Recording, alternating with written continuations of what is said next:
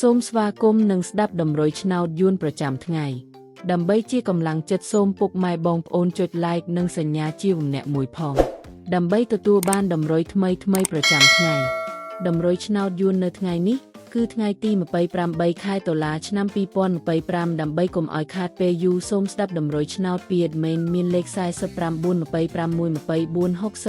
68សម្រាប់ប៉ុស្តិ៍APCD សម្រាប់លេខ OSIDE មាន2គ្រាប់គឺ OS ខ្ទង់40និង90សម្រាប់3លេខគឺ admin មាន2គ្រាប់ផងដែរគឺមានលេខ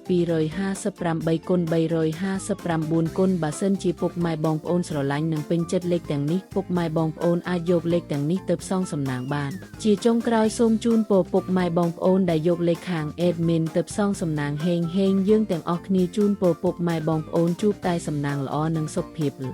អសូមជម្រាបលាជួបគ្នានៅថ្ងៃស្អែកបន្តទៀត